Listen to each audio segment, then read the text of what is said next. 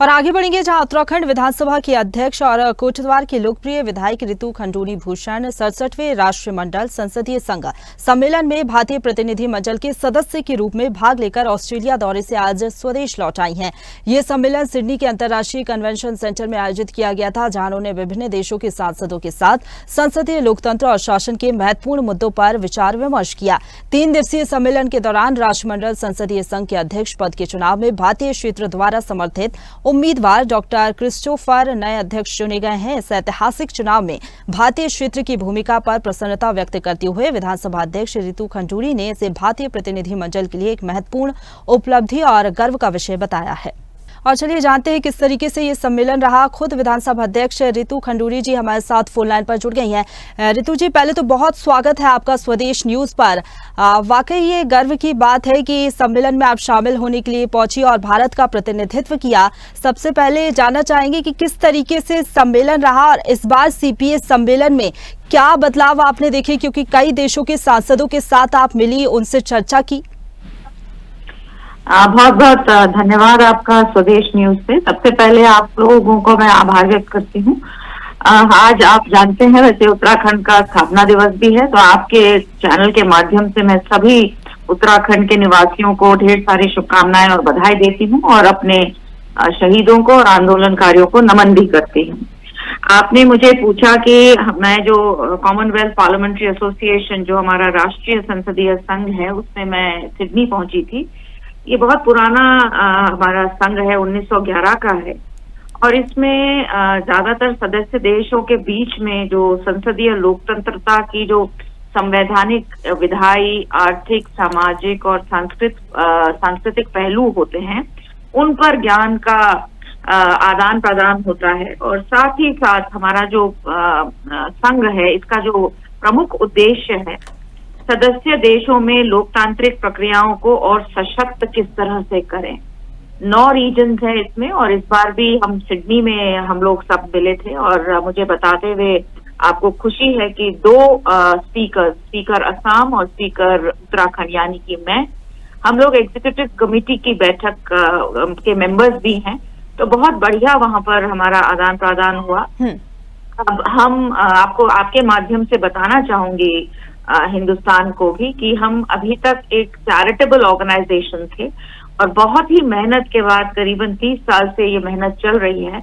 अब हमको non charity का स्टेटस मिलने जा रहा है, जिससे हम एक इंटरनेशनल ऑर्गेनाइजेशन होने के बाद हम और भी रेलेवेंट वर्ल्ड में हो जाएंगे और किस तरह से हम प्रोटेक्ट करेंगे अपनी डेमोक्रेसी को, इस पर भी हम लोग और बेहतरीन काम कर सकेंगे।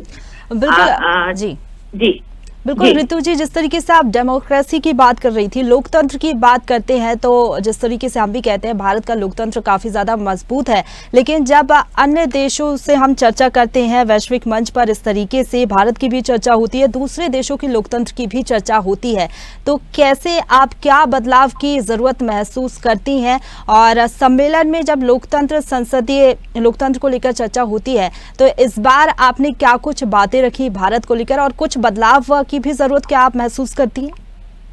देखिए, ऐसा है, इस बार मुझे पैनल पर बैठने का मौका मिला और इसमें जो हमारी विमेन पार्लियामेंटेरियंस हैं, एक उसमें बहुत ही बढ़िया टॉपिक इस बार था कि युवा महिलाओं को हम किस तरह से पॉलिटिक्स की तरफ प्रेरित करें। तो ये एक बहुत ही बढ़िया टॉपिक था और इसमें जिस तरह का कार्य हमारे देश ने कुछ सालों में किया और खासकर 10 सालों में जिस तरह से बेटियों को किस तरह से उनको पहले तो बचाया जाए, फिर एजुकेट किया जाए, फिर उनकी हेल्थ पर किस तरह से ध्यान रखा जाए और साथ ही साथ उनको इकोनॉमिकली कैसे इंडिपेंडेंट किया जाए, इस पर बहुत अच्छी चर्चा हुई और मुझे करीबन 10-12 मिनट इस पर बोलने का मौका मिला। तो हिंदुस्तान ने जिस तरह से आदरणीय प्रधानमंत्री नरेंद्र मोदी जी के निर्देश में जिस तरह से कार्य किए हैं, उनकी लीडरशिप में जिस तरह से कार्य किए हैं, उन चीजों को मैंने बताया और वहां पे लोग हमारे सेल्फ हेल्प ग्रुप के बारे में सुनकर बहुत ही प्रेरित हुए और बहुत एक्साइटेड हुए कि ये आपका जो महिलाओं का जो ग्रुप वहां पे आप बना रहे हैं, जिसके माध्यम से आप स्किल भी दे रहे हैं और साथ ही साथ उनको आप इकोनॉमिकली इंडिपेंडेंट कर रहे हैं, सो इट एक्साइटेड जब उनको बड़ी इस चीज को सुनकर बहुत आनंद आया और उन्होंने बोला कि हम इसको समझना चाहेंगे। आपके देश आकर कि आप इस तरह से किस तरह से कर रहे हैं। तो ऐसे बहुत सारी चीजें एक दूसरे के देशों को जब हम सुनते हैं कि गुड प्रैक्टिसेस क्या है, किस तरह से सदन चलते हैं, उसमें क्या किस तरह से चल रहा है, तो बहुत कुछ सीखने को इन कॉन्फ्रेंसेस में मिलता है, क्योंकि बहुत सारे वर्कशॉप्स होते हैं और वर्कशॉप्स में हर देश के क्या सोच है, क्या विचार है, उनसे काफी कुछ सीखने को मिलता है। बिल्कुल, और काफी ज्यादा प्रसन्नता भी होती होगी ऋतु जी जब बातचीत होती है भारत को लेकर, यहाँ की पॉलिटिक्स को लेकर, जिस तरीके से अब महिलाएं भी सशक्त हो रही हैं, लगातार राजनीति में कदम भी रख रही हैं, आप चर्चा भी कर रही हैं, जिस तरीके से इस बार चर्चा भी हुई है कि किस तरीके से जो युवा महिलाएं हैं उनको आगे बढ़ाया जाए। लेकिन सीपीआई के अध्यक्ष की हम बात करें तो भारतीय क्षेत्र समर्थित उम्मीदवार इस बार चुने गए हैं। कितनी प्रसन्नता आपको हुई जब ये चुनाव हुआ और जब भारतीय समर्थित उम्मीदवार अध्यक्ष के रूप में चुने गए? जी, हमें बहुत ही खुशी हुई। जाम्बिया से हैं, क्रिस्टोफर कलीला उनका नाम है और बहुत ही मेरिटोरियस हैं और मुझे बहुत खुशी हुई कि एक मेरिटोरियस जो व्यक्ति हैं जिनके पास सारे हर तरह की स्किल्स हैं, टूल्स हैं, कि वो सीपीए को और बढ़िया लीडरशिप दे सकेंगे। और हमारे द्वारा, हमारे इंडिया रीजन के द्वारा वो समर्थित थे कैंडिडेट, उनको हमने समर्थन दिया था, तो उनकी जीत से हमको बहुत ज्यादा खुशी है कि भारत ने जिनको चुना था, जिनके मेरिट को देखकर जिनको चुना था, वो उनकी जीत हुई है।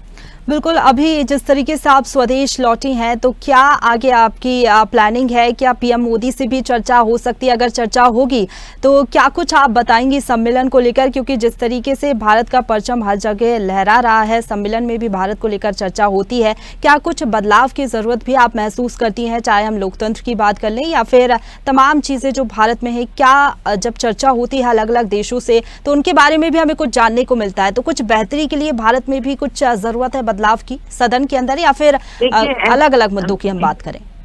देखिए, ऐसा है कि हम जब कॉमनवेल्थ में जाते हैं तो पूरा रीजन एक साथ जाता है, नॉर्थ ईस्ट साउथ वेस्ट जाता है, और अपने तिरंगे के नीचे हम लोग खड़े होकर वहां पर प्रतिनिधित्व करते हैं देश का, और बहुत आनंद आता है।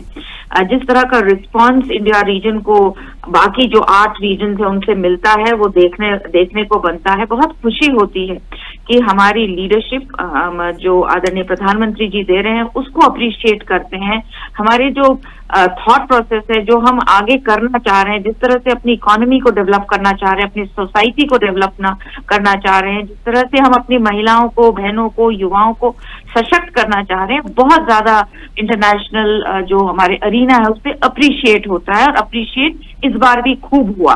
तो इसको देखकर बहुत आनंद आता है। और बात सही है, कुछ अच्छी प्रैक्टिसेस अगर दूसरे देशों में हो रही हैं या कुछ ऐसी सामाजिक चिंताएं हैं जो उनको हैंडल कर पा रहे हैं, उन चीजों को, उनके जो सोच है, जो उनके तरीके हैं, उनको भी हम लोग अपना सकते हैं। तो जैसे मैंने कहा, हमारे 10-12 वर्कशॉप्स हुए और उसमें बहुत सी ऐसी आइडियाज का आदान प्रदान हुआ जिससे उनको भी फायदा होगा और हमको भी फायदा होगा। बिल्कुल, और जिस तरीके से आत्मनिर्भर भारत की ओर तो हम लगातार बढ़ भी रहे हैं, आप ये भी कह रही हैं कि आर्थिक गति को भी लगातार तेजी मिलेगी। हालांकि कुछ जरूर प्रैक्टिसेस और बदलाव की जरूरत है, तो जाहिर तौर पर भारत को भी सीखना चाहिए जिस तरीके से आप कह रही हैं, और बदलाव देखने को भी मिलेंगे। और जिस तरीके से आपने भारत का प्रतिनिधित्व किया ऋतु जी, आगे चाहेंगे हम कि आगे भी आप इसी तरीके से प्रतिनिधित्व करती रहें और अगले साल जब ये सम्मेलन हो तो आपका ही नाम आए। फिलहाल बहुत शुक्रिया आपका हमारे साथ जुड़ने के लिए और वक्त निकालने के लिए। बहुत बहुत धन्यवाद। Thank you. नमस्कार।